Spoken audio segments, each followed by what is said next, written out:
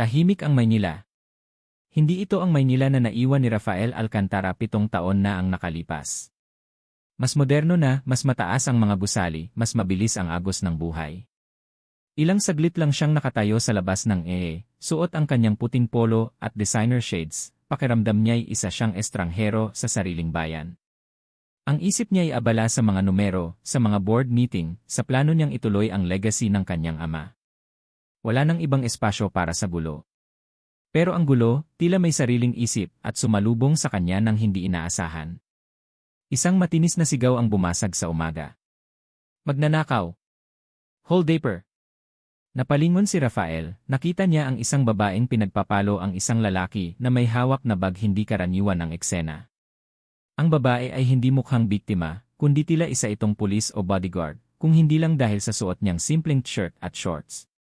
Mabilis ang kanyang kilos, malakas ang kanyang tinig. Huwag kang tumakas, demonyo ka, sigaw ng babae habang hinahabol ang magnanakaw. Ang buhok niyang nakatali ay sumasayaw sa bawat pagtalon niya. Napanganga si Rafael. Hindi ba dapat ay umaawat ang mga tao o tumatawag ng pulis? Ngunit hindi, ang babae mismo ang gumagawa ng hustisya. Ang magnanakaw, maliksi, ay nakatakbo palayo, papalapit sa kinatatayuan ni Rafael. At doon nagsimula ang lahat. Sir! Pahiram ng susi! Bilis! Naramdaman ni Rafael ang isang malakas na paghila sa kanyang kamay. Ang susi ng bago niyang SUV, nakadarating lang mula sa Amerika, ay biglang nawala. Bago pa siya makareact, nakita niya ang babaeng nagmamaneho na ng kanyang sasakyan. Sandali! Sa akin yan! Ang kanyang boses, na sanay sa boardroom presentations, ay naging alanganin. Pero huli na. Ang kanyang puting SUV, sariwa pa ang amoy ng bagong sasakyan, ay biglang humarurot, sumunod sa tumatakbong magnanakaw. Naiwan si Rafael doon, nakanganga, habol ang hininga at bumubulong. Anong nangyari? Ninakawan ako. Hindi ninakaw ang sasakyan ko ng babaeng lumalaban sa magnanakaw.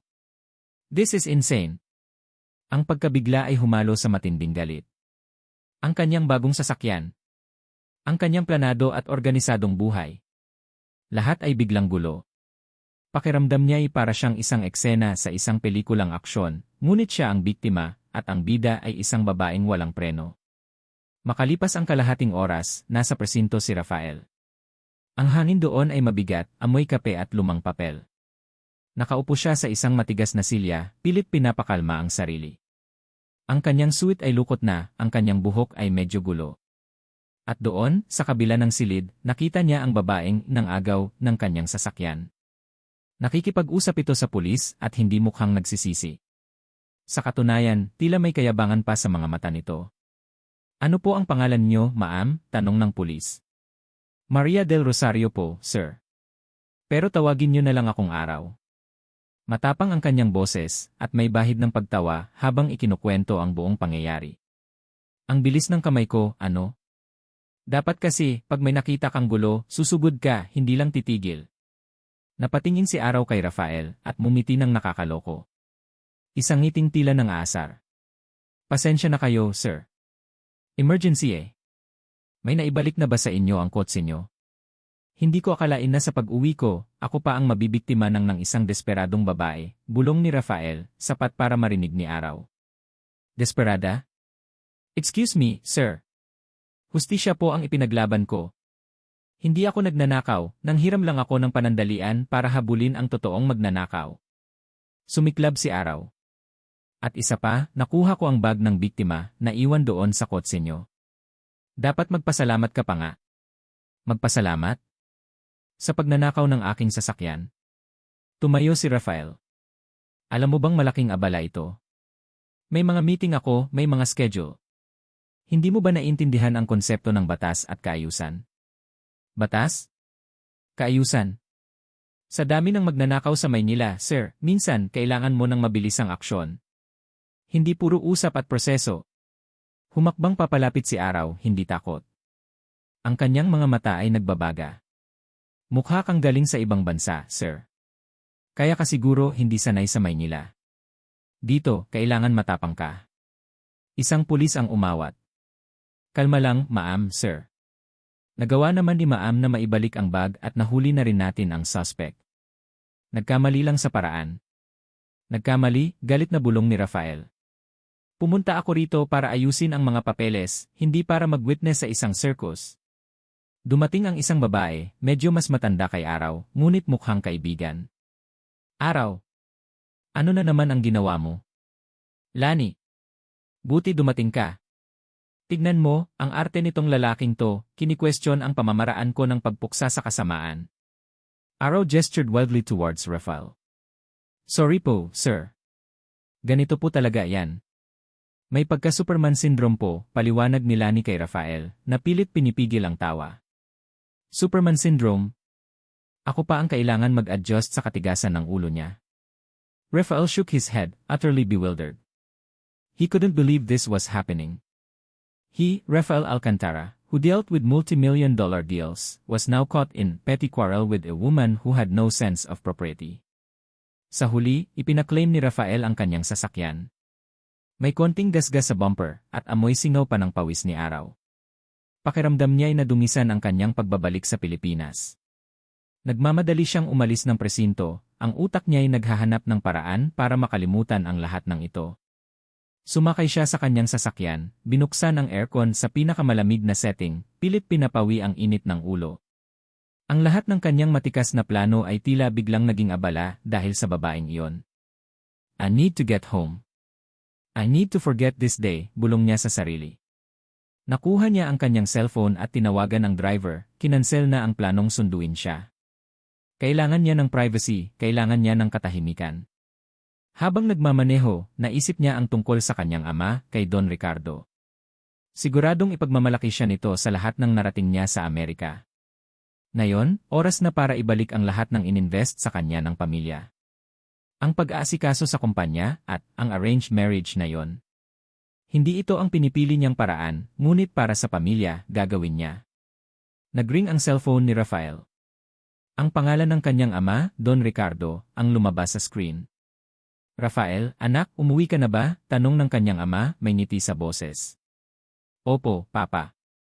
Kakaalis ko lang po ng presinto. Saglit na nagdalawang isip si Rafael kung babanggitin ang nangyari, pero pinili niyang ipagpaliban. May kailangan po ba kayo? Mabuti. May mahalaga akong sasabihin sa iyo tungkol sa arranged marriage mo. Sigurado akong matutuwa ka na mapapabilis ang lahat. May kakaibang saya sa boses ng kanyang ama. Sa anak ni Mang Ben Maria del Rosario ang pangalan niya.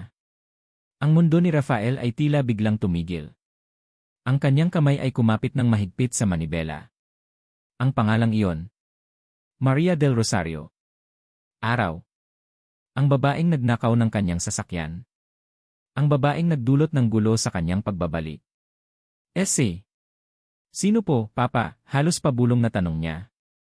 Hindi niya pinaniwalaan ang kanyang narinig. Si Maria del Rosario, anak. Ang anak ni Mang Ben, nakausap ko na ang ina mo at tuwang-tuwa siya. Magandang balita, hindi ba? Hindi magandang balita. Ito ay isang bangungot. Hindi niya maaaring pakasalan ang babaeng iyon. Ang babaeng iyon na walang kaayusan, walang preno, at literal na nagnakaw ng kanyang sasakyan. Ang babaeng naging ugat ng gulo sa kanyang unang araw sa Pilipinas. Rafael, para kang yelo, nanigas. Ang lahat ng kaayusan sa buhay niya ay tila nagbago sa isang iglap. Kung ito ang magiging asawa niya, paano? Paano niya haharapin ang ganitong klaseng gulo araw-araw? Ito ba ang kapalaran niya? Ang pakasalan ng babaeng nang agaw ng kanyang sasakyan? Maria Araw del Rosario. Umalinggaw ang tunog ng aking pagsipa, tumama sa sako na nakasabit sa gitna ng dojo. Malakas, diretso, at puno ng enerhiya. Sa bawat pagtama, pakiramdam ko'y lumalabas ang lahat ng galit at pagkabagot na naramdaman ko kanina sa presinto. Sariwa pa sa isip ko ang mukha ng mayabang na lalaking yon, si Rafael Alcantara, na tila galing sa ibang planeta. Ang pagkamuhi sa mukha niya nang makita akong nagmaneho ng kanyang kotse ay tila musika sa pandinig ko. Siya ang tipo ng tao na kailangan pa ng permiso para huminga. Ako? Mas gugustuhin kong huminga ng sarili kong hangin. Grabe ka talaga, Araw. Dinig kong sabi ni Lani, ang best friend ko, habang kinukuha ang kanyang cellphone para kunan ako ng video. Mukha kang demonyo sa ring. Kung nakita lang ako ng Rafael na yon, baka lumayo na siya sa Pilipinas. Nakangiti ako, pinunasan ang pawis sa noo ko. Mas maganda nga. Ayoko sa mga lalaking puro lang ayos. Mas gusto ko yung totoong tao, yung hindi takot madumihan. Hindi tulad noon, mukhang pwedeng ipa-frame at ilagay sa museo. Tawa kami ng tawa. Sa loob ng dojo, malaya ako. Ito ang mundo ko. Ang amoy ng lumang kahoy, ang sigaw ng mga estudyante, ang tunog ng bawat suntok at sipa. Dito, ang pagiging malakas ay isang pagpapala, hindi isang sumpa. Walang nagtatanong kung bakit hindi ako mahinhin, walang nagsasabi na masyadong matapang ka para sa isang babae. Dito, pantay-pantay kami. Napansin kong seryoso ang mukha ni Mang Ben, ang ama ko, na nakaupo sa sulok, pinapanood kami. May kakaiba sa mga mata niya. May lungkot. Lumapit ako sa kanya, nag-aalala. Pa, may problema po ba? Tanong ko. Karaniwan, si Mang Ben ang pinakamasayahing tao sa dojo, lalo na kapag nakikita niya akong nagte-train. Nagbuntong hininga si Mang Ben, araw, anak. Kailangan nating mag-usap. Ang kanyang boses ay tila bumibigat sa bawat salita. Naupo kami sa isang bench at pinakawalan nila ni ang mga estudyante. Sa paglabas nila, bumalik ang katahimikan. Ang katahimikan na tila ba ay may dalang mabigat na balita. Anak, simula ni Mang Ben, ang mga mata ay nakatingin sa malayo. Alam mo naman ang sitwasyon ng dojo, pati na rin ng furniture shop natin. Maraming utang. Napatango ako. Alam ko. Pero lagi kong sinasabi sa kanya na kakayanin namin. Magtatrabaho ako, magtuturo ng mas maraming klase, maghahanap ng racket. Hindi ko hahayaang mawala ang dojo na pinaghirapan niya. May solusyon, anak, patuloy ni Mang Ben, at biglang kinabahan ako. Ang tono niya. Hindi ito ang Mang Ben na handang lumaban. Pero mahirap to, para sa ikabubuti nating lahat. Ano po yan, pa? Kahit ano, gagawin ko, sagot ko agad. Mahal na mahal ko ang ama ko. Lahat gagawin ko para sa kanya. Ipapakasal kita, anak. Narinig ko ang mga salita, pero tila hindi ko naintindihan. Para itong isang joke. Isang masamang joke. Pipakasalan? Sino po? At bakit?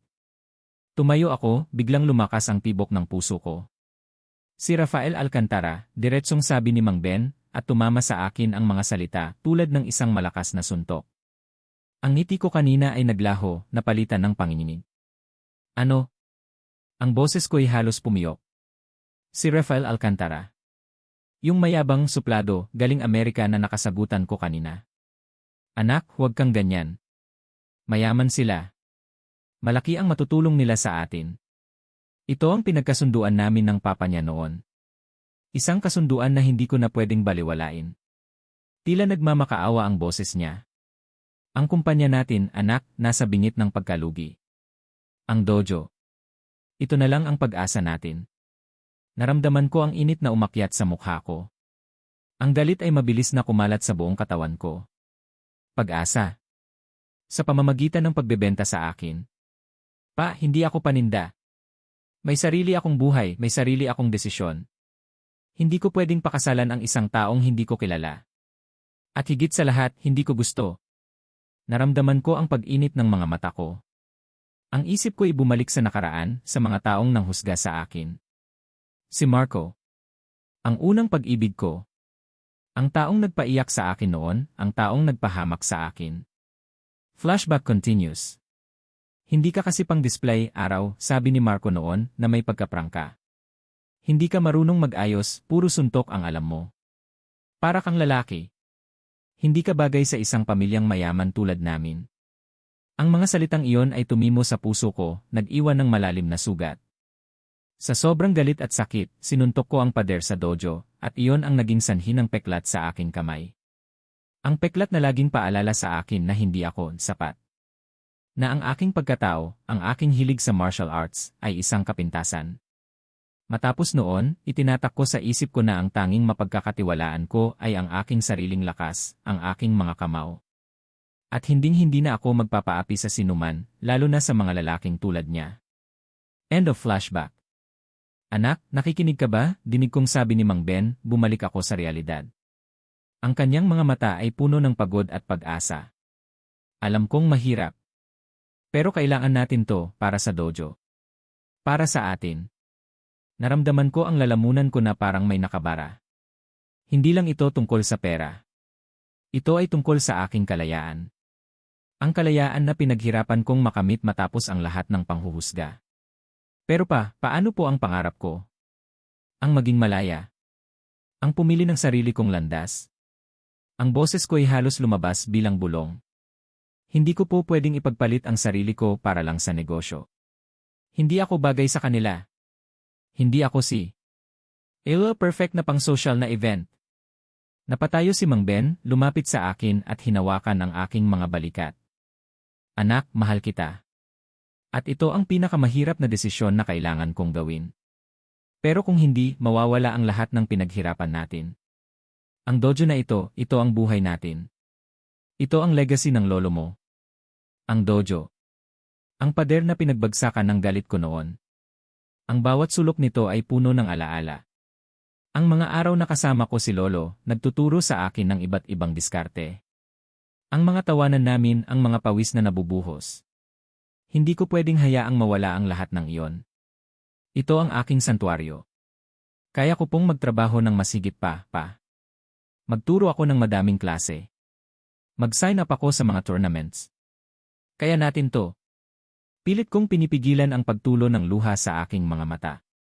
Umiling si Mang Ben, hindi na sapat, anak. Malaki ang butas. Ang alkantara ang tanging makakatulong sa atin.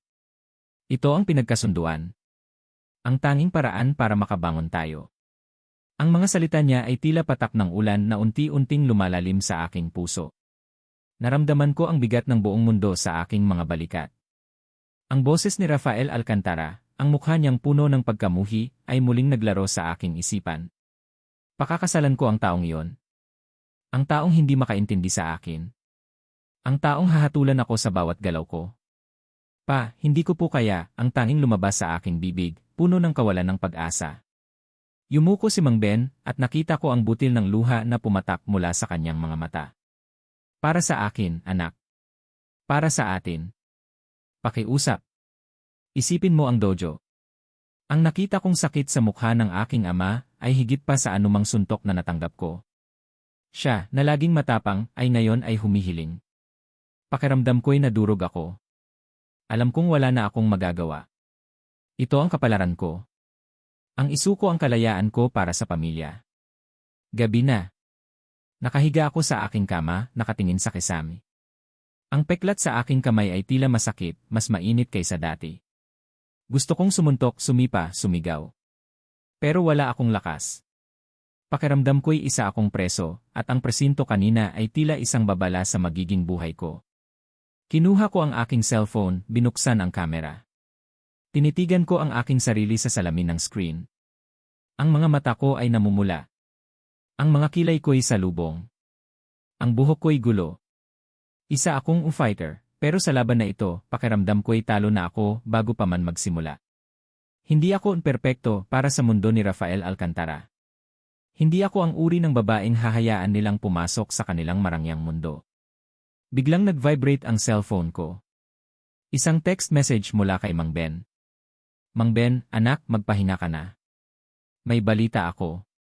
Ang pamilya Alcantara gusto nang pabilisin ang lahat. Sa 1 linggo na raw ang engagement. May ipapadala silang designer para sa isusuot mo. Nabitiwan ko ang cellphone. Ang 1 linggo. 1 linggo para mapakasal sa isang estranghero na kinamumuhian ko. Sa 1 linggo, ang aking buhay ay magbabago ng tuluyan. Ang 1 linggo na ito ay ang katapusan ng aking kalayaan, at ang simula ng isang bangungot na pinilit kong takasan sa buong buhay ko. Naramdaman ko ang mga luha na dahan-dahang dumaloy sa aking pisngi. Rafael Alcantara. Nakatingin si Rafael sa kanyang sarili sa salamin, pinakinis ang dulo ng kanyang tuksedo. Ang kanyang imahe ay perpekto, maayos, propesyonal, at walang bahid ng anumang gulo. Pero sa loob, nararamdaman niya ang matinding pagkadismaya. Ang ideya ng isang arranged marriage ay sapat ng nakakabuwisit, pero ang magpakasal sa isang babaeng tulad ni Maria del Rosario. Ang araw na yon, ito ay lampas sa kanyang pagtanggap.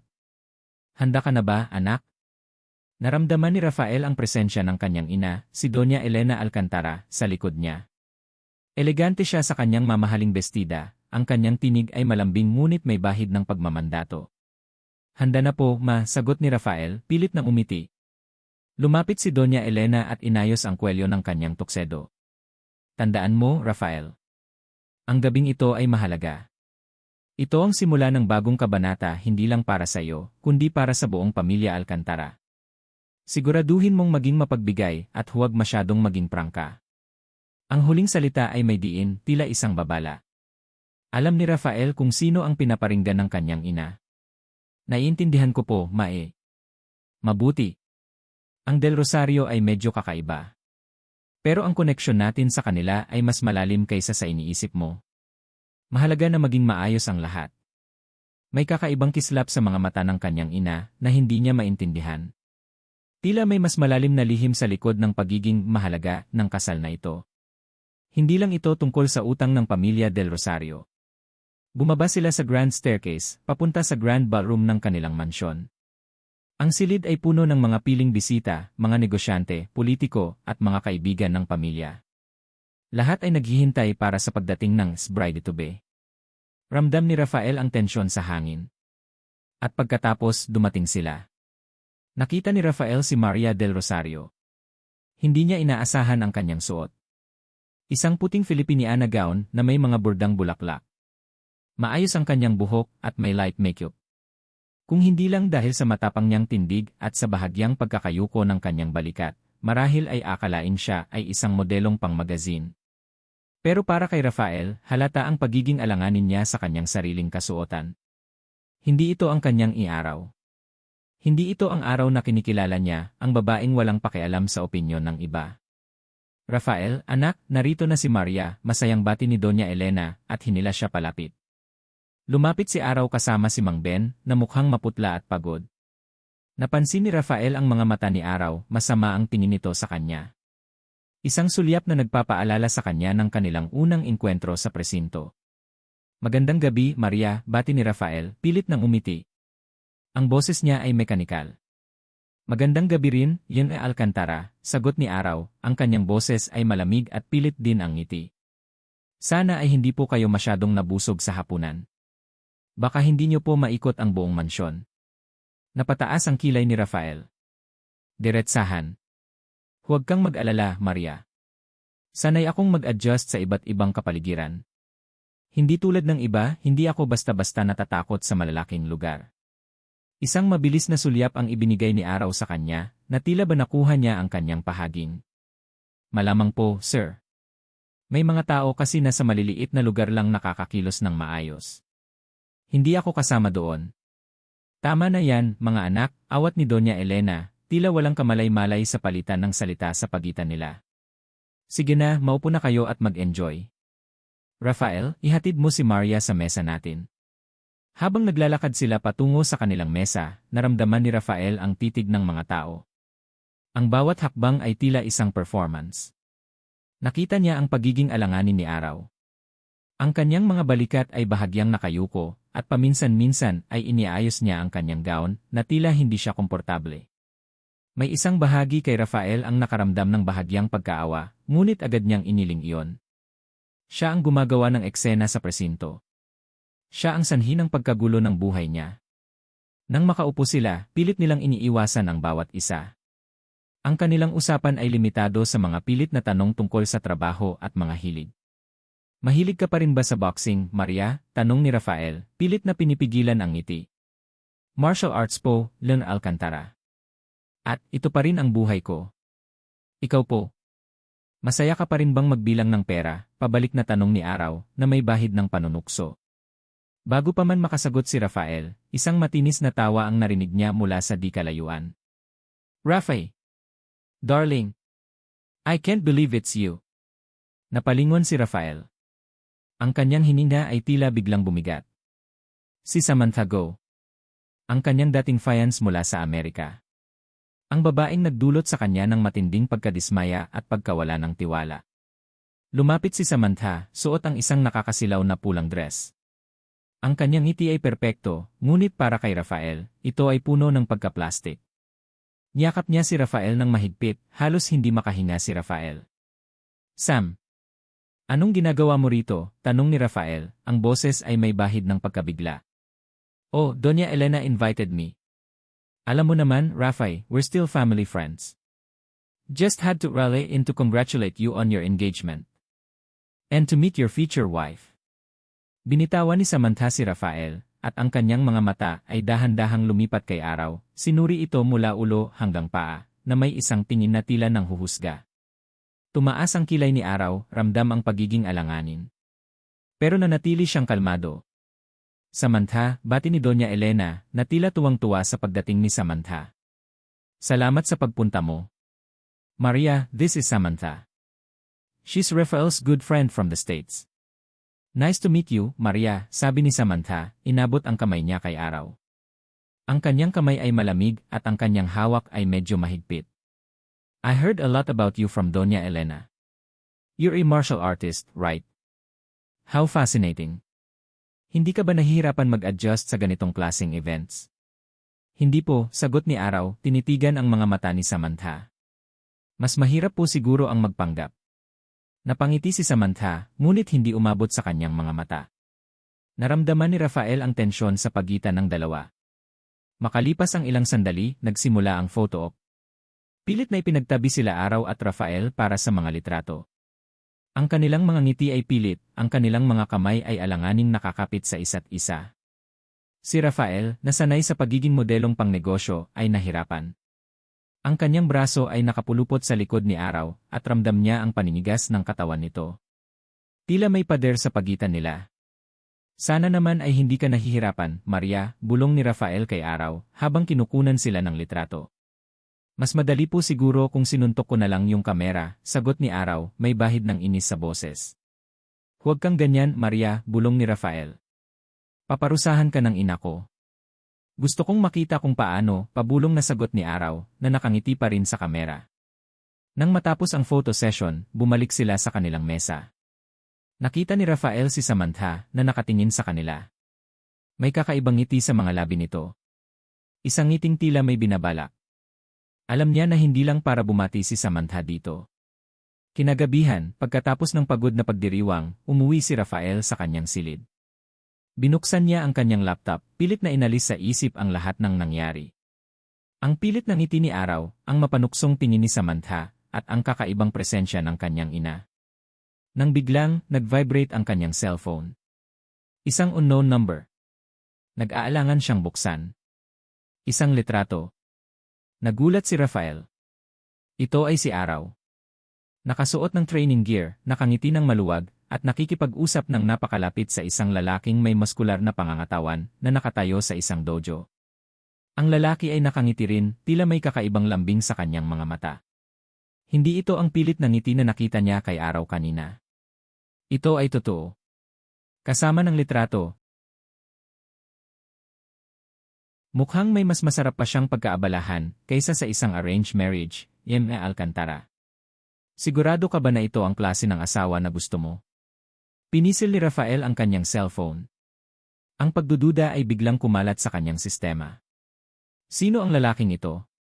Ano ang koneksyon niya kay Araw? Naramdaman niya ang isang matinding pagkabagabag. Ang babaeng ito ay tila isang bukas na libro, ngunit sa bawat pahina, may bago siyang natutuklasan na hindi niya inaasahan. At ang litratong ito, tila isang bagong palaisipan na nagpapalito sa kanya, at nagpapalit ng kanyang pananaw sa kung sino nga ba si Maria del Rosario. Maria Araw del Rosario. Ang hangin sa loob ng malaking mansyon ay tila napakabigat. Amoy glade, amoy mamahaling furniture polish, amoy kawalan ng kalayaan.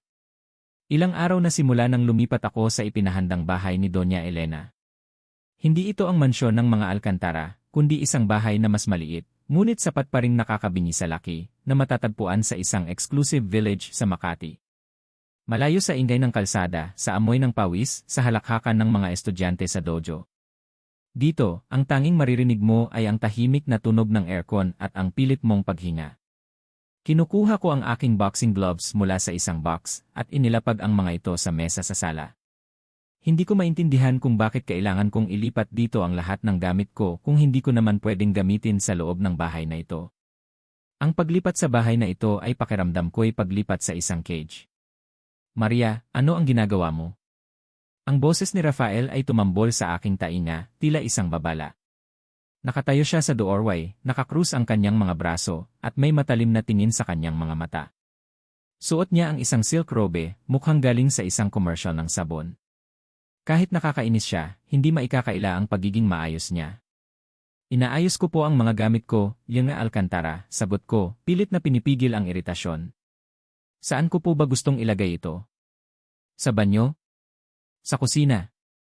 Lumapit si Rafael, sumalubong sa akin ang amoy ng mamahaling cologne. Hindi ba't mayroon kang sariling kwarto? At mayroong silid na pwedeng gawing giveaway sa baba? Hindi dito sa sala. Ang sala ay para sa mga bisita at para sa presentasyon. Napangiti ako ng mapait. Presentasyon. Lahat ng bagay para sa kanya ay isang presentasyon. Ang bahay, ang relasyon, ang buhay. Pasensya na po. Sa dojo po kasi namin, lahat ng sulok pwede mong paglagyan ng gamit. Walang presentasyon. Praktikal lang. Makinig ka, Maria, sabi niya at nilaos ang kanyang boses. Kung gusto mong maging maayos ang pagsasama natin, kailangan mong sundin ang mga patakaran dito. Ang pamumuhay natin ay ibang-iba sa nakasanayan mo. Kailangan nating ipakita sa publiko na disente at profesional tayo. Disente. Napatawa ako ng bahagya. Hindi po ako unprofessional, Lil Alcantara. Straightforward lang ako. Hindi tulad ng iba, hindi ko po kailangan magpanggap para lang magmukhang disente.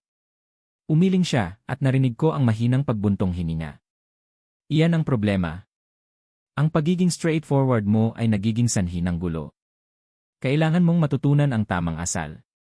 Ang pakikipag-usap sa mga mayayaman, ang mga social graces.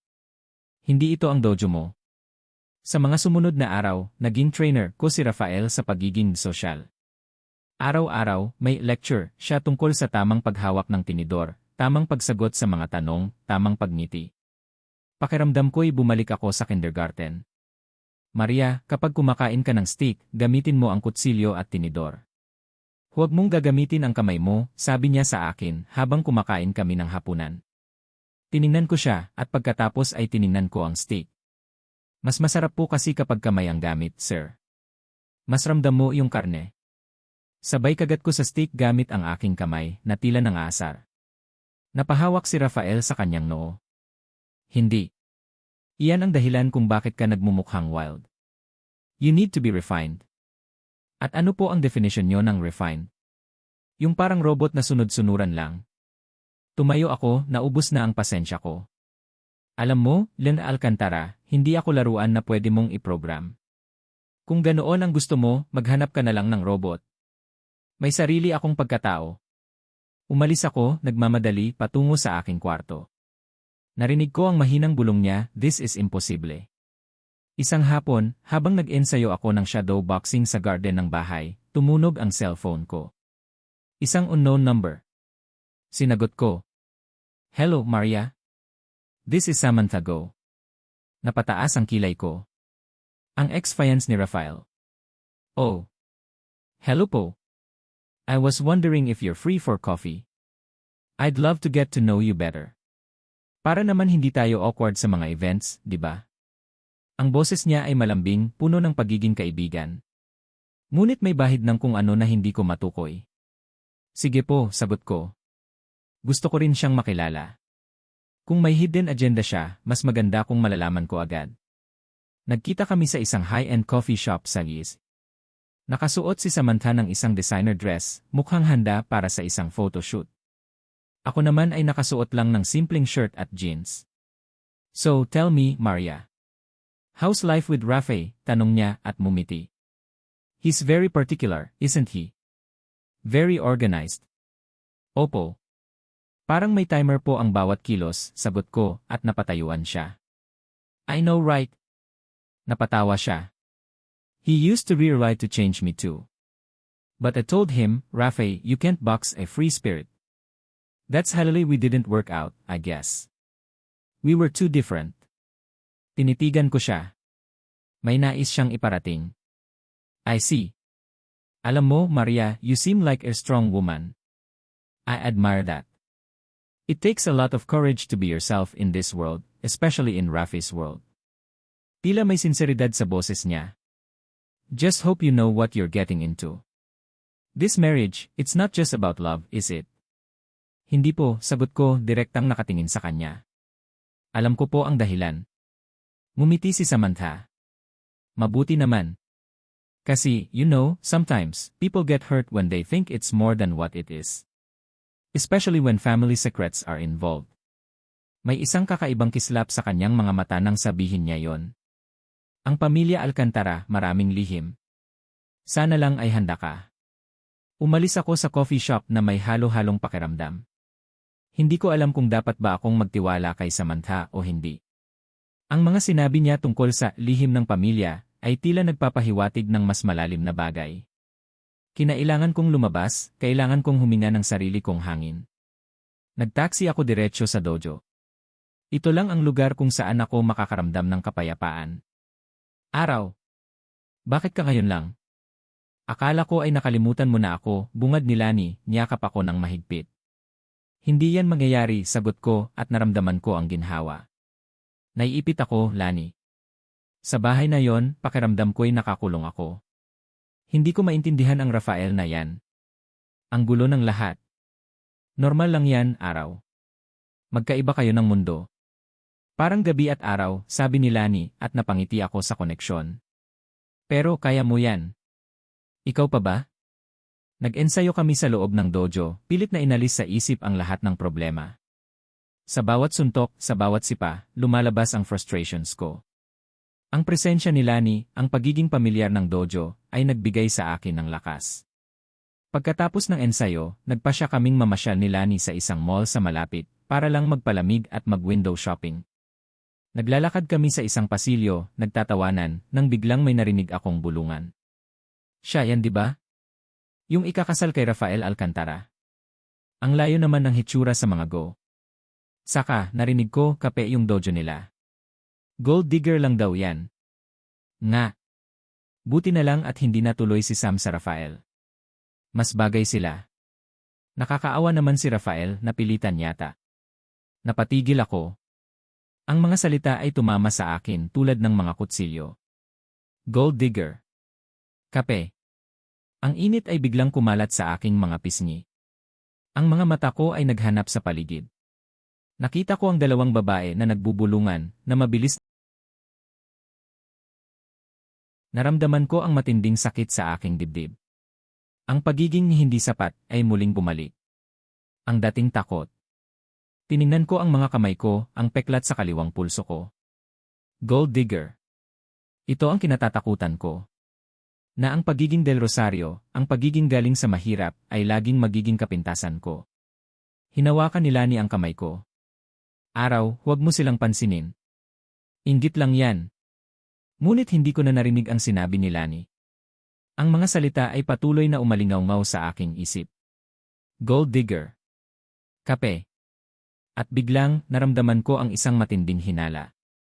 Ang mga sinabi ni Samantha tungkol sa lihim ng pamilya ay biglang nagkaroon ng kahulugan. Tila may nagtatanim ng masamang impormasyon laban sa akin. At alam ko kung sino ang kayang gumawa nyon. Rafael Alcantara. Ang litrato sa kanyang cellphone ay patuloy na bumabagabag kay Rafael. Ang ngiti ni Araw sa litrato, ang paraan ng pagtingin ng lalaki sa kanya, malayo iyon sa mga pilit na ngiti na nakita niya kay Araw. Hindi siya komportable. Hindi dahil sa selos, kundi dahil sa kawalan ng kontrol. Hindi niya maintindihan ang babaeng ito. Isang araw, wild, sa susunod, sweet, sa ibang lalaki. Ang mga dating karanasan niya kay Samantha ay nagpapaalala sa kanya na ang mga babaeng may lihim ay mapanganib. Nagpasya si Rafael na alamin ang totoo. Hindi siya diretsong nagtanong kay Araw. Sa halip, sinimulan niya itong obserbahan. Isang hapon, nakaramdam siya ng pagkabagot sa mansyon. Ang kanyang trabaho ay nasa proseso pa ng paglipat mula VS patungong Pilipinas, kaya may oras pa siya. Naglakad-lakad siya sa garden, at doon niya nakita si Araw. Hindi ito nagsasanay ng martial arts. Nakaupo siya sa isang bench at may kausap na matandang babae. Ang matandang babae ay may hawak na basket ng mga gulay at mukhang hirap na hirap. Lumapit si Araw sa matandang babae, yumuko, at tinulungan itong buhatin ang basket. Nakangiti si Araw. Isang tunay ng ngiti, malayo sa mga pilit na ngiti na nakita niya sa social events. Ang kanyang boses ay malambing habang kinakausap ang matandang babae. Lola, huwag na po kayong magpumilit. Ako na po ang maghahatid niyan sa inyo. Saan po ba kayo nakatira? Dinig ni Rafael ang sabi ni Araw. Napangiti ang matandang babae. Naku, Araw. Ang bait mo talaga. Kung hindi lang dahil sa iyo, hindi ko na siguro madadala ang mga ito. Walang anuman po, Lola. Mag-iingat po kayo, sagot ni Araw, at sinamahan ang matandang babae palabas ng gate. Nakatayo si Rafael sa malayo, nanonood. Iyon ang unang pagkakataon na nakita niya si Araw sa ganoong paraan, hindi isang wild woman o isang babaeng nang agaw ng sasakyan, kundi isang simpleng babaeng may mabuting puso. May kakaibang init na bumalot sa kanyang dibdib. Isang kakaibang damdamin na matagal na niyang hindi naramdaman. Ngunit agad niyang iniling ang ideyang iyon. Hindi niya pwedeng hayaang malinlang siya ng emosyon. Ito ay isang arranged marriage. Isang business deal. Hindi ito tungkol sa damdamin. At ang litratong iyon. Kinabukasan, isang importanteng charity gala ang inorganisa ni Doña Elena. Ito ay isang malaking kaganapan kung saan ang lahat ng maimpluwensyang tao sa lipunan ay naroon. Si Araw ay nakasuot ng isang simpleng evening gown na pinili ni Doña Elena. Hindi siya komportable at halata iyon sa kanyang kilos. Maria, huwag kang masyadong mailap, bulong ni Rafael nang makita niya si Araw na pilit na umiiwas sa pakikipag-usap sa mga bisita. Hindi po ako mailap, yan na Alcantara. Hindi lang po ako sanay sa ganitong peking ngiti, bulong ni Araw pabalik. Ang kanyang mga mata ay nakatingin sa kung saan. Kailangan mo pa ring maging presentable. Ito ang pagkakataon para makilala ka ng mga tao, sabi ni Rafael. Nang biglang, isang pamilyar na boses ang narinig niya. Oh, Rafael. May kasama ka pa rin palang iba. Si Samantha Go. Nakasuot ng isang nakakasilaw na red gown, tila ang bawat galaw niya ay sinadya para sa drama. Ngumiti siya ng matamis kay Rafael, at pagkatapos ay bumaling kay Araw. Maria! Ang ganda mo! Sobra! Sabi ni Samantha na may diin sa sobra na tila ba isang pang-insulto. Kamusta ang buhay social mo? Enjoy ba ang mga party? Hindi ka ba nahihirapan mag-adjust? Balita ko kasi puro kalye ang kinalakihan mo. Ramdam ko ang paghigpit ng panga ni Araw. Naramdaman ni Rafael ang tensyon. Samantha, ano bang sinasabi mo? Tanong ni Rafael, may babala sa kanyang boses. Oh, wala naman, Rafael. Nagkakamustahan lang kami. Nag-share lang ako ng mga tips. Kasi, alam mo na, hindi lahat sanay sa ganitong mundo. Minsan, may mga taong madaling magpanik pag nasa mataas na lugar. Samantha turned to Araw, her smile widened. Kamusta pala ang dojo mo? Kumusta ang mga kaibigan mo doon? Nabalitaan ko kasi mayroon kang bagong partner. Galing ka pa yata sa shoot na kasama siya. Biglang nagbago ang kulay ng mukha ni Araw. Alam niya na tinutukoy ni Samantha ang litratong nakita ni Rafael. Ang mga mata ni Araw ay nagmingming sa galit. Anong pinagsasabi mo, Samantha? Tanong ni Araw, ang kanyang boses ay nanginginig. Wala kang alam. Oh, talaga ba, Maria? Tumawa si Samantha. Kung wala akong alam, bakit ganyan ka mag-react? Sa Amerika, hindi uso ang magtago ng lihim. Lalo na sa mag-asawa. Ang mga salita ni Samantha ay parang gasolina sa apoy. Ang galit ni Araw ay umakyat sa kanyang ulo. Nakalimutan niya ang lahat ng social graces. Nakalimutan niya na nasa harap sila ng maraming tao. Wala kang karapatang manghusga. Hindi mo alam ang buhay ko. Wala kang alam sa lahat ng pinagdaanan ko. Puro ka lang panggugulo. Sumigaw si Araw at nagulat ang mga tao sa paligid. Maria, pilit na awat ni Rafael, hinawakan ang braso nito. Ngunit huli na. Sa sobrang galit, nakita ni Araw ang isang champagne glass sa isang mesa. Sa isang mabilis na galaw, kinuha niya ito at itinapon sa sahig. Nagkalat ang mga salamin at umalingaw-ngaw ang tunog ng pagkabigla. Puro kayo pa show. Puro kayo kasinungalingan. Bakit hindi na lang kayo maging totoo? Sigaw ni Araw, puno ng galit at pagkadismaya. Ang katahimikan ay bumalot sa buong ballroom. Lahat ng mata ay nakatingin kay Araw. Si Samantha ay ngumiti, isang ngiting puno ng tagumpay. Si Doña Elena ay lumapit, ang kanyang mukha ay puno ng pagkabigla at galit. Maria del Rosario. Anong ginagawa mo? Galit na tanong ni Doña Elena. Nanginginig ang buong katawan ni Araw. Ang kanyang mga mata ay nagbabaga. Tiningnan niya si Rafael na nakatingin sa kanya nang may pagkadismaya at galit. Bakit, Elena Alcantara? Natatakot ka ba sa totoo? Natatakot ka ba na makita ng lahat kung sino talaga ako? Sumigaw si Araw kay Rafael. Yan ba ang problema mo? Hindi ako ang perfect na asawa na gusto mo. Ang mga salita ni Araw ay tumama sa mukha ni Rafael tulad ng sampal. Ang kanyang isip ay gulong-gulo. Nagalit siya. Nahihiya siya. Pero nakita niya ang sakit sa mga mata ni Araw. Ang pagkabigo. Ang pagod. Ang pakiramdam na hindi siya maintindihan. Bakit? Ano bang problema mo sa akin? Sigaw ni Araw at tumulo ang luha sa kanyang pisngi. Hindi ako ang perpekto mong bride. Hindi ako ang katulad ng ex-fiance mo. Gusto mo ba ng isang babaeng sunod-sunuran at may peking ngiti? Naramdaman ni Rafael ang init na umakyat sa kanyang mukha. Hindi niya alam kung ano ang sasabihin. Gusto niyang sumigaw pero ang nakita niya sa mga mata ni Araw ay nagpatigil sa kanya. Ang sakit. Ang pagkabigo. Baugi si may chulan. Sinay Huni Dan I.L.N.G. ang nalabas sa bibig ni Rafael, puno ng galit at pagkadismaya. Napalingon si Araw. Ang kanyang mga mata ay nanatili kay Rafael, puno ng sakit at pagkabigo. Hindi siya sumagot. Humarap siya, at sa gitna ng katahimikan ng buong ballroom, tumakbo siya palabas.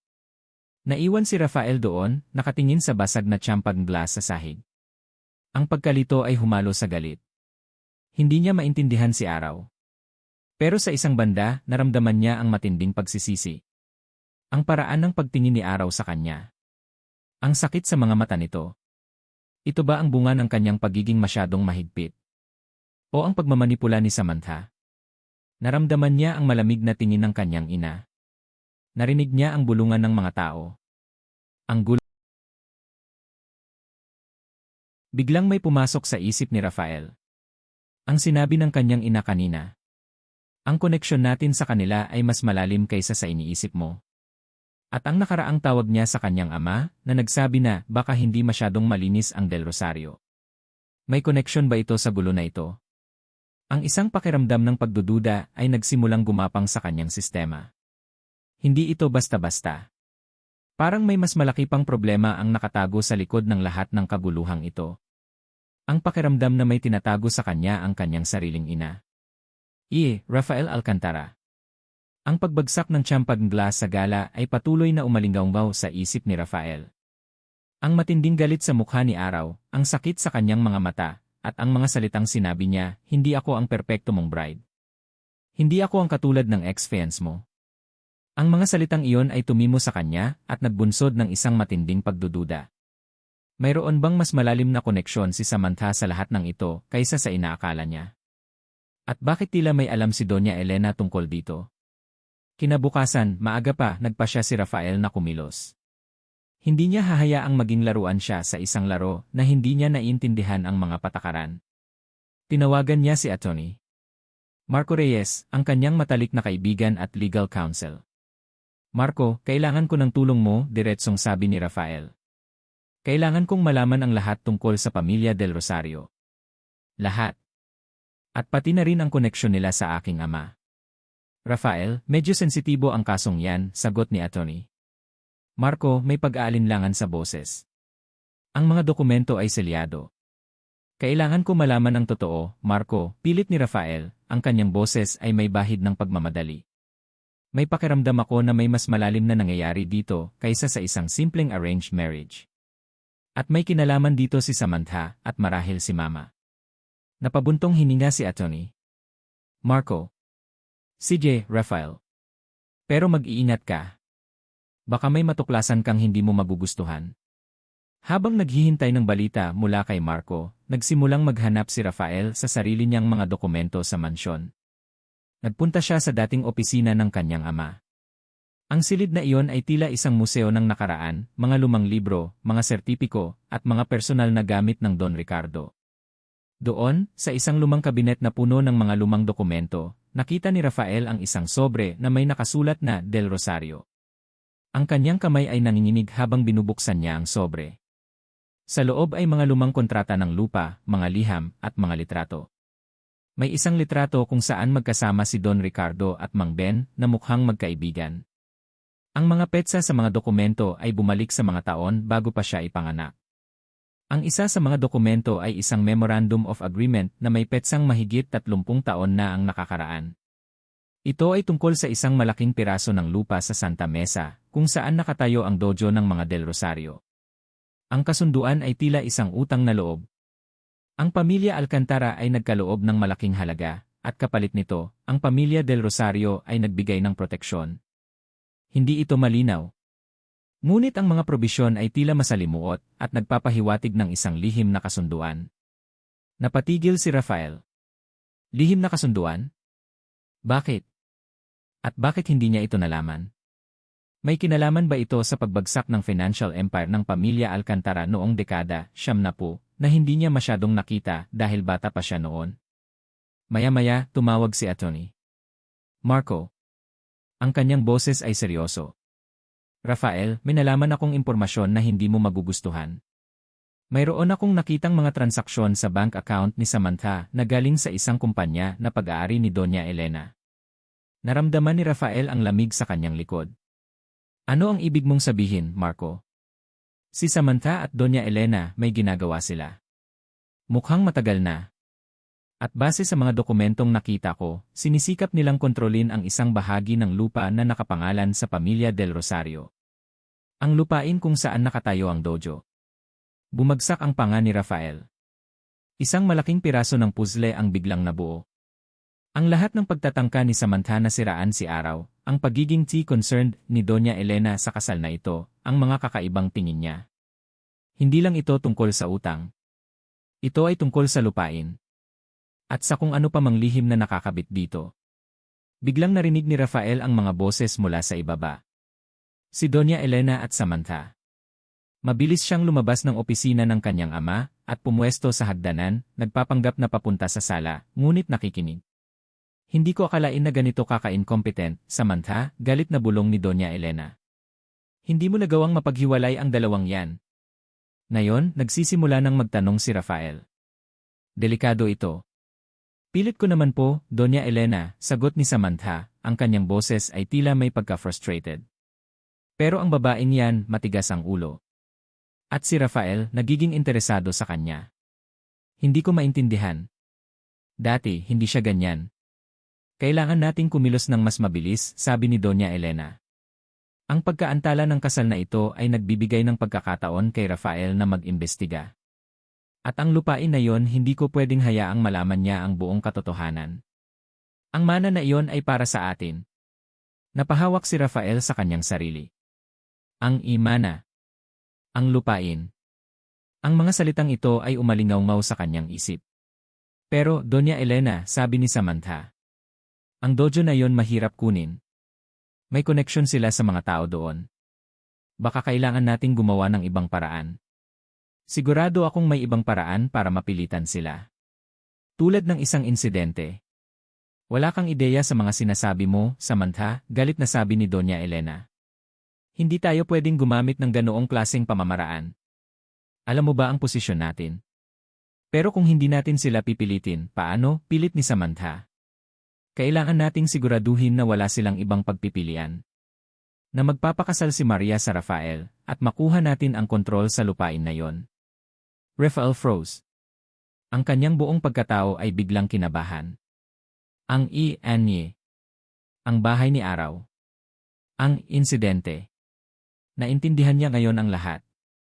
Ang kanyang ina, ang taong pinagkakatiwalaan niya, ay nagtatago ng isang malaking lihim at kasama pa si Samantha. Hindi lang ito tungkol sa kasal. Ito ay tungkol sa pagkuha ng isang bagay na mahalaga sa pamilya Del Rosario. Ang lahat ng kanyang pagdududa ay naging kumpirmasyon. Sa isang iglap, nagbago ang pananaw ni Rafael sa lahat ng nangyayari. Si Araw, ang kanyang future wife, ay hindi isang gold digger. Siya ay isang biktima. At ang kanyang ina, ang kanyang sariling dugo, ay ang nagmamanipula sa lahat. Naramdaman niya ang matinding galit at pagtataksil. Ang kanyang ulo ay umiikot sa lahat ng impormasyon. Hindi, bulong ni Rafael sa sarili habang nanginginig ang kanyang kamay. Ang kanyang galit ay hindi na nakatuon kay Araw, kundi sa kanyang sariling pamilya. Hindi ko hahayaang mangyari ito. Ang kanyang puso ay naghahalo-halo, pagkabigla, pagkabigo, at isang kislap ng galit na hindi niya kailanman naramdaman.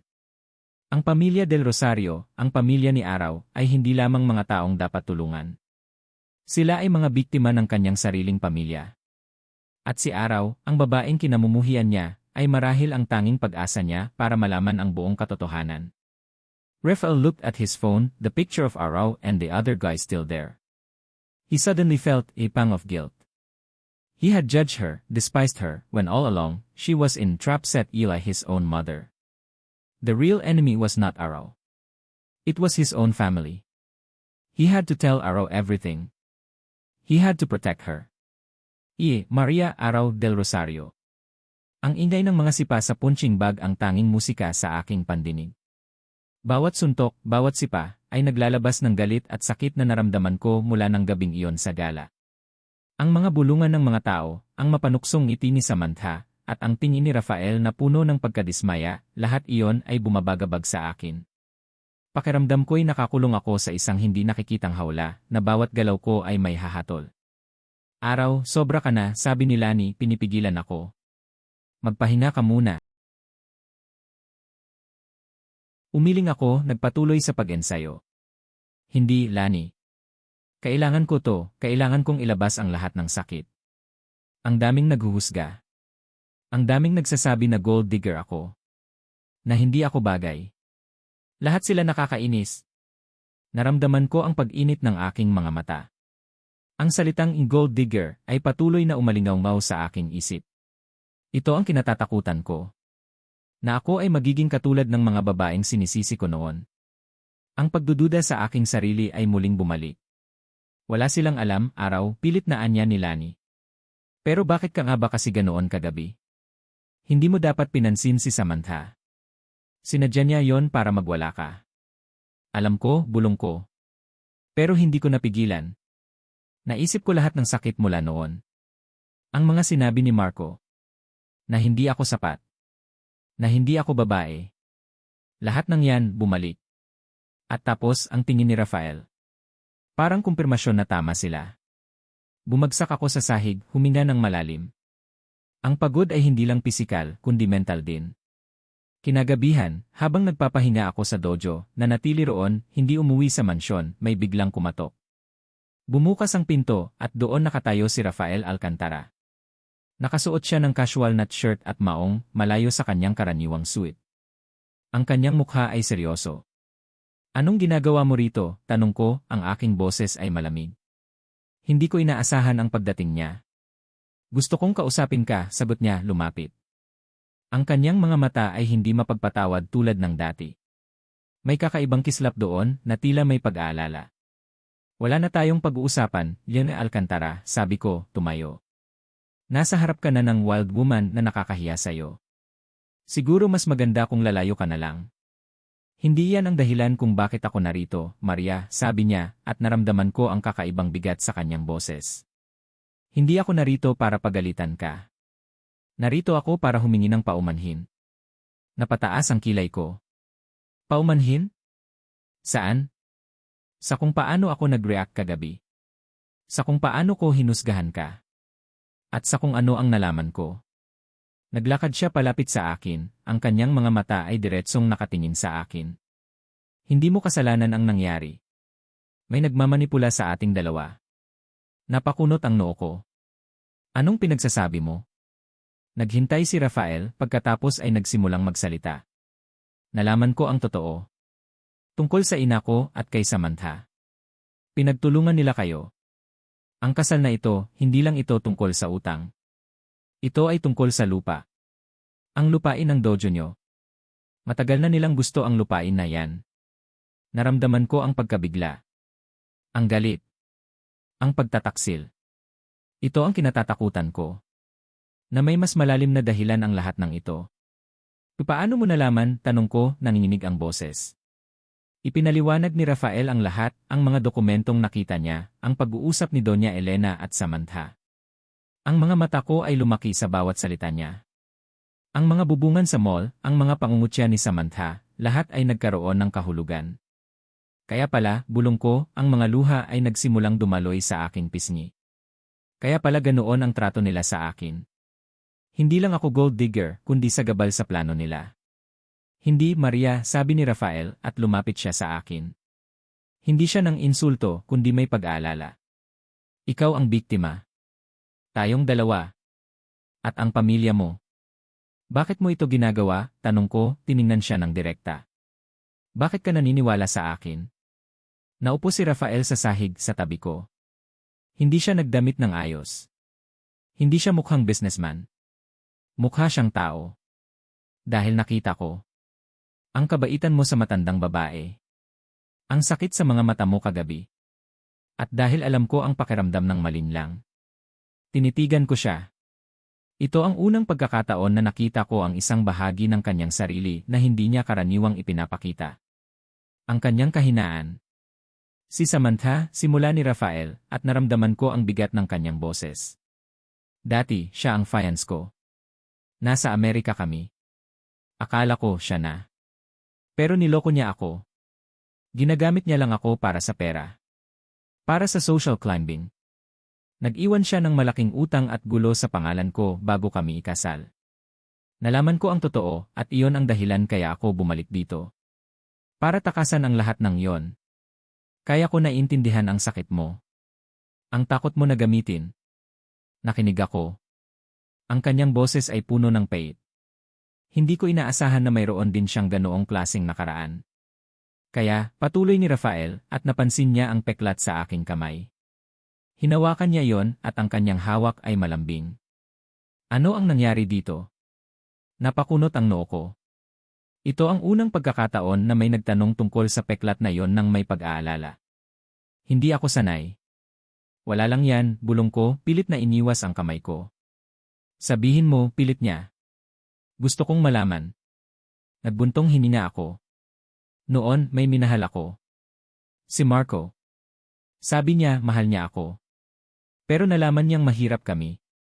Tapos sinabi niya sa akin na hindi ako babae. Na para akong lalaki dahil sa martial arts. Na hindi ako bagay sa mundo niya. Dahil sa galit, sinuntok ko ang pader. Ito ang naging paalala. Naramdaman ko ang isang patak ng luha na dumaloy sa aking pisngi. Ang pagkapahiya. Hinawakan ni Rafael ang aking kamay at hinaplos ang peklat. Hindi totoo yan, Maria. Ang lakas mo ay hindi isang kapintasan. At ang pagiging babae ay hindi nasusukat sa kung paano ka gumalaw sa isang party.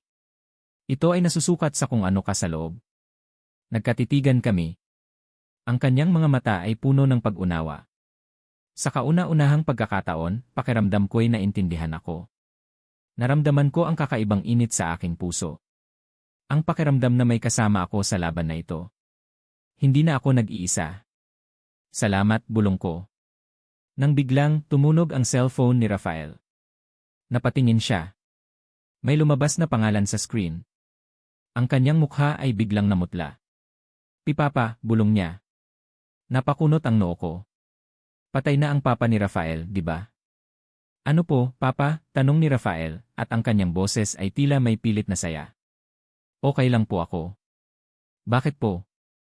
Pagkatapos ay narinig ko ang isang matining na boses mula sa kabilang linya. Hindi ito boses ng tao. Para itong isang robot? O isang recording? Mang Ben, ano pong nangyayari? Tanong ni Rafael, at ang kanyang mukha ay lumalabas ang pagkabigla. Nasaan po kayo? Napatingin ako kay Rafael, nag-aalala. Ang kanyang mukha ay namumutla at ang kanyang mga mata ay nanlaki.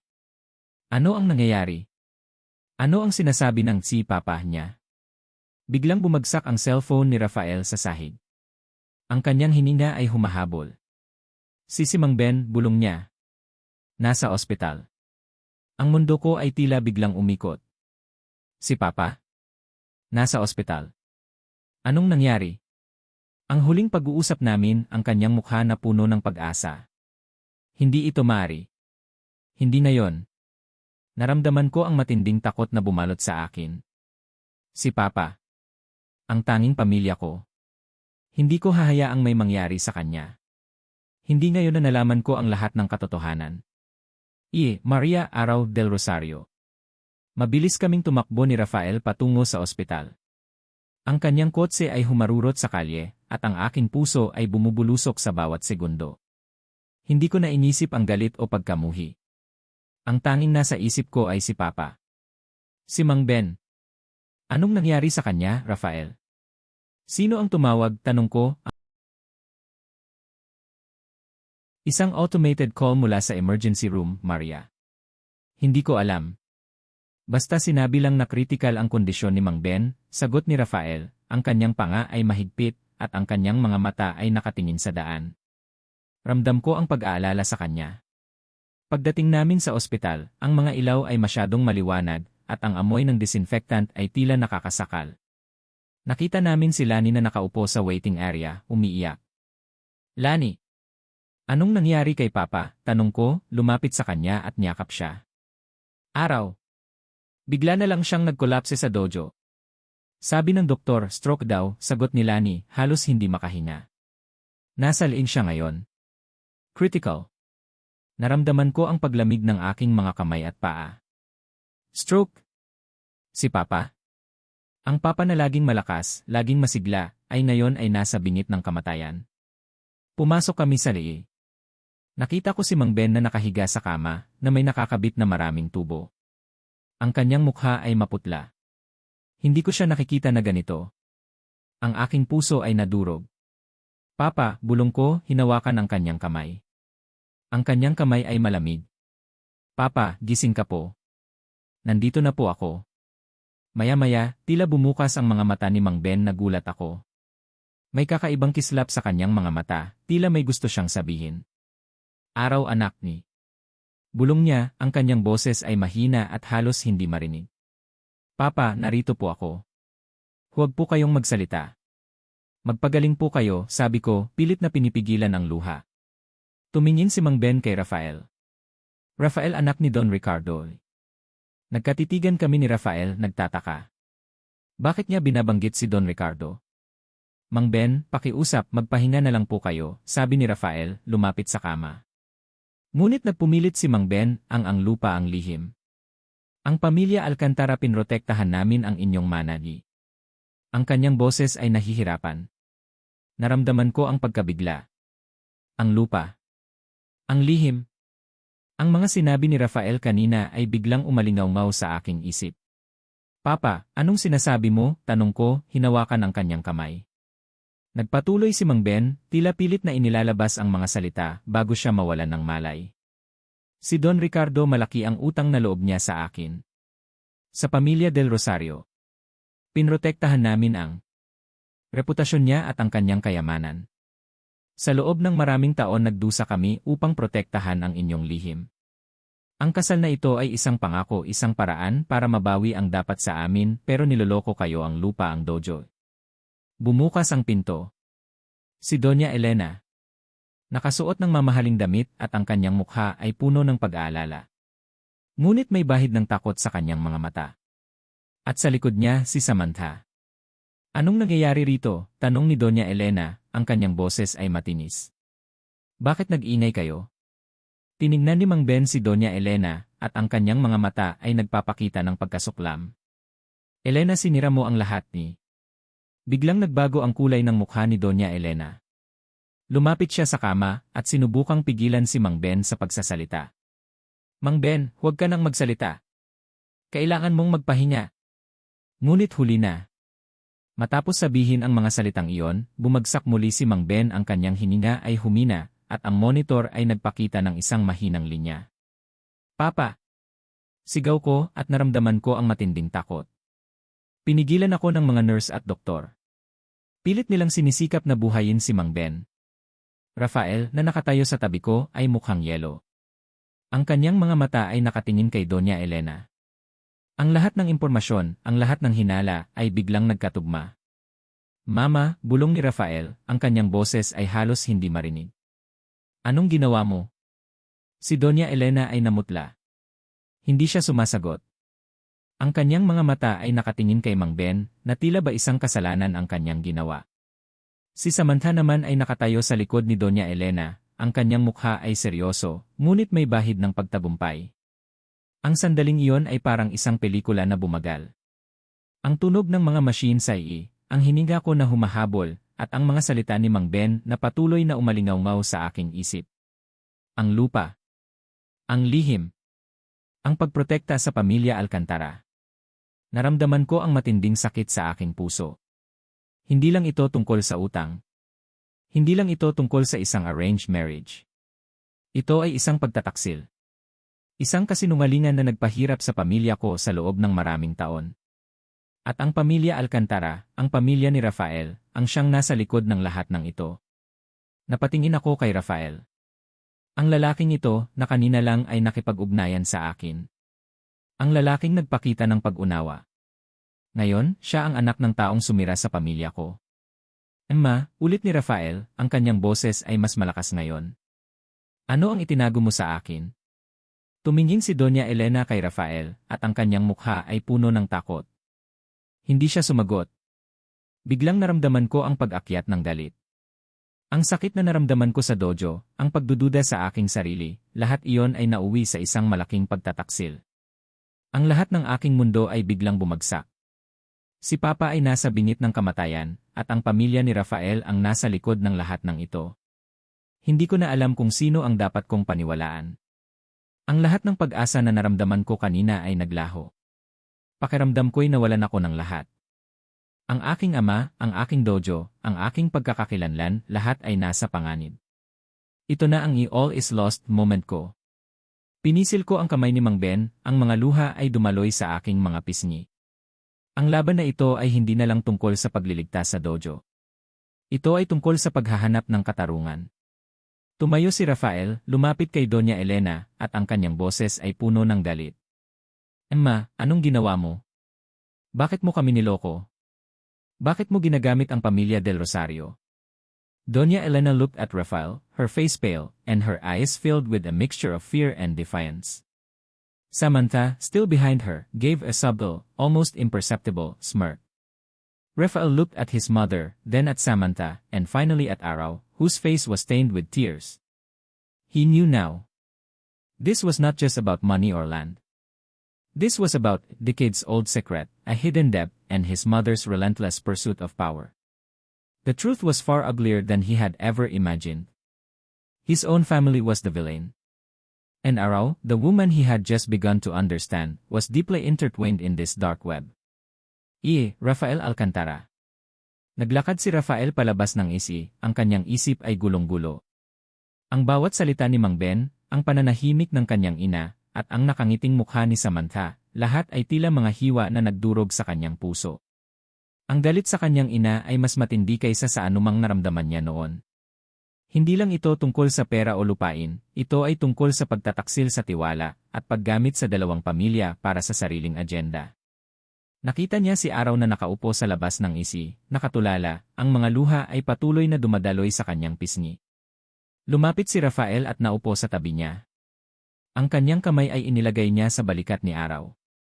Maria, bulong niya. Tiningnan ako ni Araw, ang kanyang mga mata ay puno pa rin ng sakit. Anong gagawin natin, Rafael? Ang lahat ay gulo. Si Papa niya. Tutulungan natin si Mang Ben, sabi ni Rafael, ang kanyang boses ay puno ng determinasyon. At ilalabas natin ang totoo. Hindi natin hahayaang manalo ang ina ko. Hindi natin hahayaang masira ang pamilya mo. Napatingin sa kanya si Araw.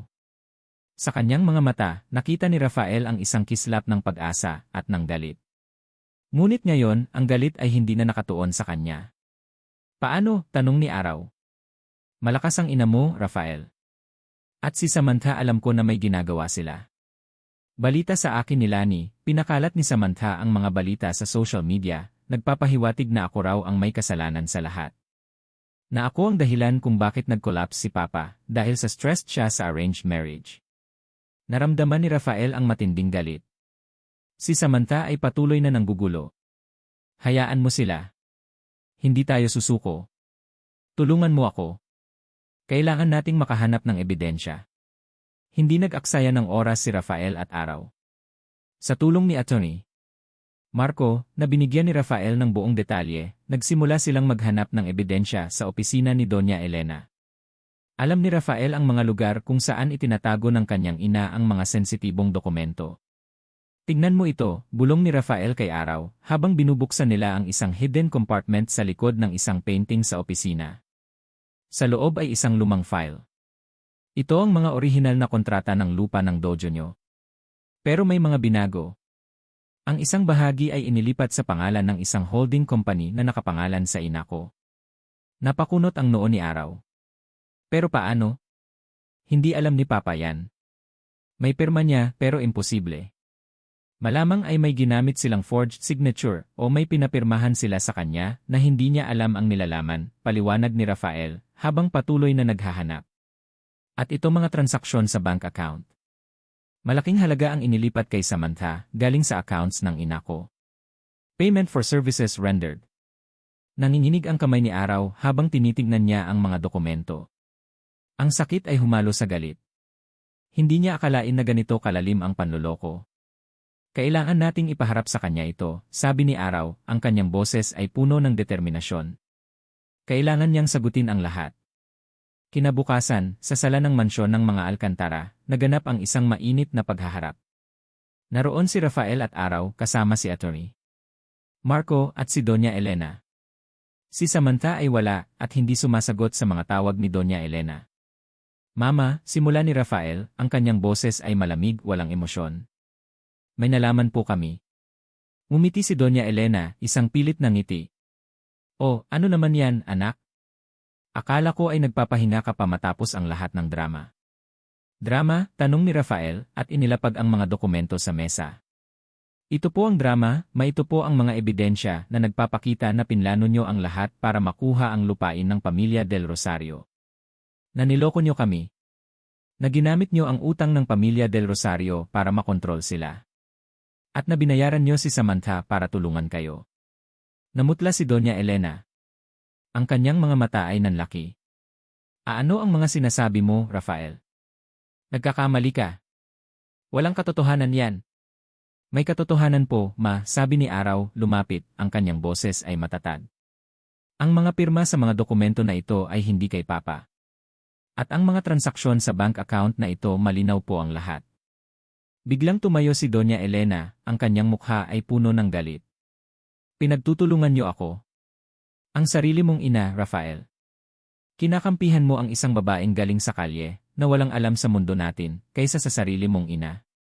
Hindi po ito tungkol sa kalye o sa social status, ma, sagot ni Rafael, ang kanyang boses ay lumakas.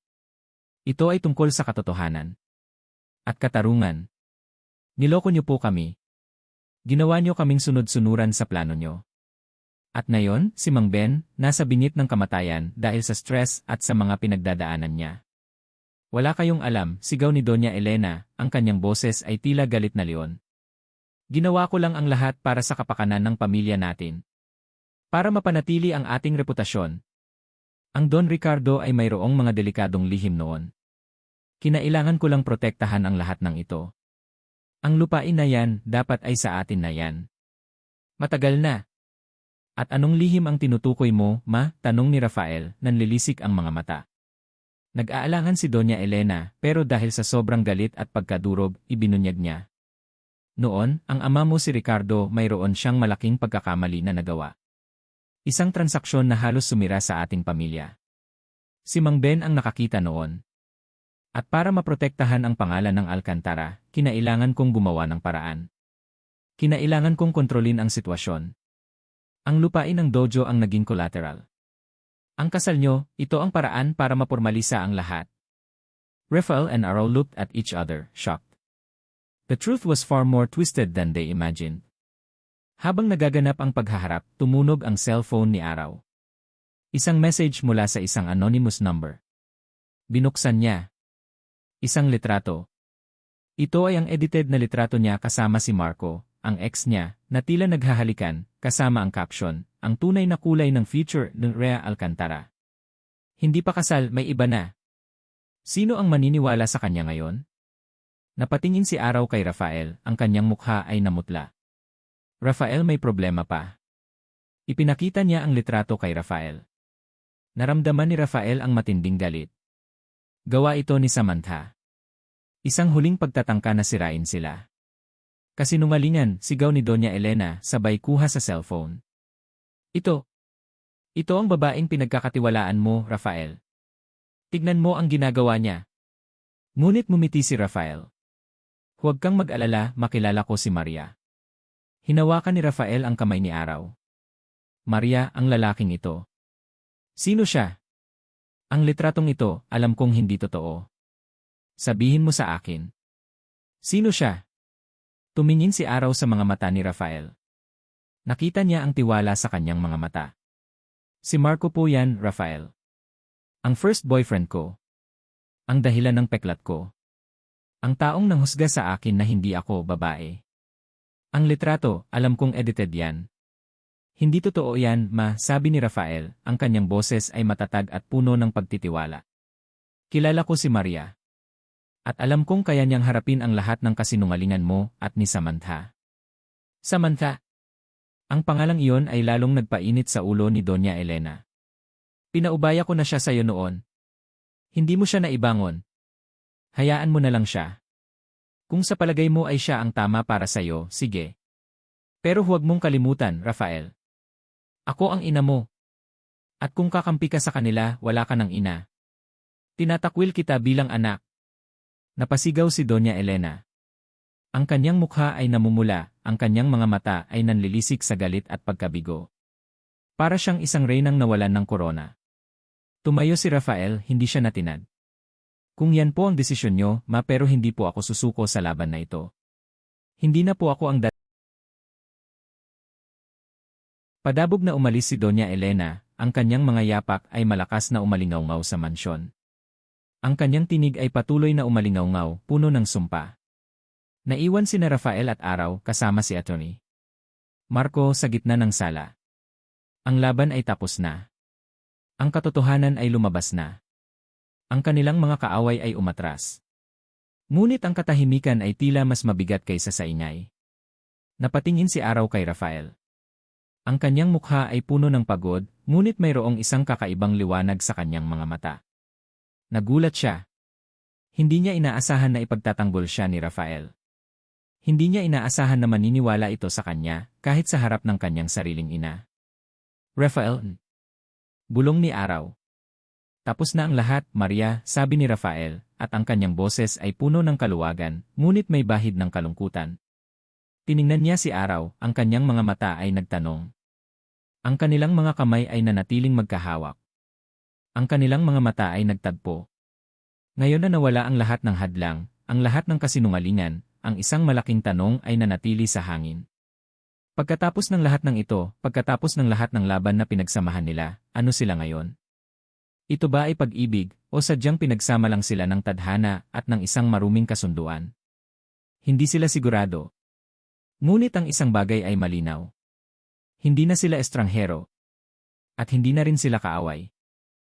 Maria Araw del Rosario. Mabigat ang katahimikan sa loob ng silid ni Papa. Ang kanyang mukha ay maputla pa rin, ngunit ang mga matang nakatingin sa akin ay may kislap na ng pag-asa. Lumipas ang ilang araw matapos ang komprontasyon namin ni Rafael kay Doña Elena, at si Papa ay dahan-dahang gumagaling. Bawat paggalaw niya, bawat pag-ubo niya, ay tila isang himala. Pa, kamusta po ang pakiramdam niyo? Tanong ko, hinawakan ang kanyang kamay. Ang aking boses ay malambing, puno ng pag-aalala. Mabuti na ako, anak, bulong ni Mang Ben, at mumiti. Alam kong narinig ko ang lahat. Ang pagmamalupit ni Elena. Ang lahat ng kasinungalingan. Napatingin siya kay Rafael, na nakatayo sa isang sulok, tahimik na nakikinig. Salamat, Rafael. Kung hindi dahil sa'yo, hindi ko malalaman ang totoo. At baka tuluyan na akong nawala. Lumapit si Rafael at mumiti ng tipid. Mang Ben, huwag po kayong mag-alala. Magpapagaling po kayo. At ayusin po natin ang lahat. Napakiramdaman ko ang kakaibang bigat sa hangin. Ang lahat ay tila nasa ayos na, ngunit ang tanong sa pagitan namin ni Rafael ay nananatili. Matapos ang lahat ng ito, ano kami? Kasal pa rin ba kami? O malaya na kami sa obligasyon. Nang gabing iyon, matapos naming ihatid si Mang Ben sa kanyang kwarto para magpahinga, naupo kami ni Rafael sa sala. Ang bahay ay tahimik, ang tanging maririnig ay ang tunog ng hangin sa labas. Maria, simula ni Rafael at napatingin ako sa kanya. Ang kanyang mga mata ay seryoso. Ngayon na alam mo na ang lahat, at si Mang Ben ay nasa proseso ng paggaling ano ang gusto mong mangyari. Naramdaman ko ang pagbilis ng tibok ng aking puso. Ito ang sandali. Ang sandali kung saan kailangan kong magdesisyon. Ang kalayaan ay nasa aking kamay. Pwede akong bumalik sa dating buhay ko, sa dojo, at kalimutan ang lahat ng ito. Ngunit nang tiningnan ko si Rafael, naalala ko ang lahat ng pinagdaanan namin. Ang kanyang pagiging maayos, na nooy nakakabuwisit, ay ngayon ay naging basehan ng kanyang pagiging matatag. Ang kanyang pagiging kontrolado, na nooy nakakairita, ay ngayon ay naging dahilan kung bakit niya ako naintindihan. Naalala ko ang kanyang pagtanggol sa akin sa harap ni Doña Elena, ang pagiging tapat niya tungkol sa nakaraan niya kay Samantha, at ang paraan ng paghaplos niya sa peklat sa aking kamay. Hindi lang siya ang mayabang na galing Amerika. Siya ay isang tao na nagbago, nagtitiwala, at naintindihan ako. Rafael, sabi ko, ang aking boses ay malumanay. Sa simula, kinamumuhian kita. Kinamumuhian ko ang ideya ng kasal na ito. Ayoko sa lahat ng social graces mo, sa lahat ng batas na gusto mong ipatupad. Napangiti siya ng bahagya at yumuko. Pero patuloy ko at lumapit ako sa kanya. Pero nakita ko ang totoo. Ang totoo mong pagkatao. Ang pagiging tapat mo, ang pagiging determinado mo. At ang paraan ng pagtulong mo sa amin, kahit na ang sarili mong pamilya ang kalaban mo. Hinawakan ko ang kanyang kamay. Hindi na ito tungkol sa utang. Hindi na ito tungkol sa kasunduan ng ating mga ama. Ito ay tungkol sa atin. Kung gusto mo pa rin akong pakasalan, kahit wala ng pilitan handa ako. Napatingin si Rafael sa akin, ang kanyang mga mata ay nagulat. Ngunit ang gulat na iyon ay napalitan ng isang ngiti. Isang tunay na ngiti na umabot sa kanyang mga mata. Maria, akala ko ay tatakbuhan mo na ako. Hindi ako tumatakbo sa laban, Rafael, sagot ko at hinaplos ang pisngi niya. At ang laban na ito, hindi lang tayo ang lumaban. Tayong dalawa ang lumaban. At gusto kong magpatuloy ang laban na yan, kasama ka. Niyakap ako ni Rafael ng mahigpit. Ito ang unang pagkakataon na naramdaman ko ang kanyang yakap, at sa kabila ng lahat, pakiramdam ko'y ligtas ako. Ito ay hindi ang perpektong simula ng isang love story, ngunit ito ang aming simula. Ang aming sariling bersyon ng perpekto. Makalipas ang ilang buwan, nakabangon na si Mang Ben sa tulong ni Rafael, muling bumangon ang furniture shop ng mga Del Rosario. Hindi lang ito nakabangon, nag-evolve ito. Si Rafael, sa kanyang galing sa negosyo, ay ginawa itong isang modernong enterprise habang pinanatili ang kalidad at tradisyon. At ang dojo. Ginawa namin itong isang community center. Hindi lang para sa martial arts, kundi para sa mga kabataan na gustong matuto ng disiplina, ng respeto, at ng pagtitiwala sa sarili. Si Araw, bilang punong instruktor, ay naging inspirasyon. Si Rafael ay madalas na bumibisita, at minsan ay nakikita ko siyang pilit na ginagaya ang mga galaw ko, na nagpapatawa sa akin. Ang relasyon namin ni Doña Elena ay nanatiling may distansya. Hindi siya nagpahayag ng pagsisisi, ngunit hindi na rin niya kami ginugulo. Marahil ay naiintindihan na niya na hindi niya kayang kontrolin ang lahat. Si Samantha Go ay tuluyang nawala sa eksena, nagtatago sa anino ng kanyang mga ginawa. Isang taon matapos ang aming arranged marriage, isang masayang balita ang bumalot sa aming buhay. Buntis ako. At hindi lang isa, kundi dalawa. Kambal. Sa loob ng ospital, habang nakahiga ako sa kama matapos kong manganak, hawak-hawak ni Rafael ang aming mga anak, isang babae at isang lalaki. Ang kanyang mga mata ay puno ng luha, puno ng pagmamahal. Ang kanyang mga kamay, na sanay humawak ng mga dokumento at pera, ay ngayon ay maingat na humahawak sa aming mga sanggol. Hindi ko akalain na mangyayari ang lahat ng ito, bulong ni Rafael, nakatingin sa aming mga anak. Mula sa isang insidente sa kalsada, nauwi tayo sa ganito. Isang buong pamilya. Ito ang tinatawag na tadhana, Rafael, sabi ko, mumiti. At ito ang bunga ng pagiging matapang natin na harapin ang totoo. Ang pagtanggap sa mga pagkakaiba natin at ang pagtitiwala sa isa't isa. Tiningnan niya ako at lumapit, hinaplos ang aking buhok. Salamat, araw. Salamat sa pagbabago sa akin. Sa pagpapakita sa akin na ang buhay ay hindi lang puro plano at kontrol. Na minsan, ang gulo ang nagdudulot ng pinakamagandang bagay. Umiti ako. At salamat sa iyo, Rafael. Sa pagpapakita sa akin na ang pagiging malakas ay hindi lang tungkol sa suntok. Na ang pagiging babae ay hindi nasusukat sa kung ano ang sinasabi ng iba. Na ang pagmamahal ay tungkol sa pagtanggap sa lahat ng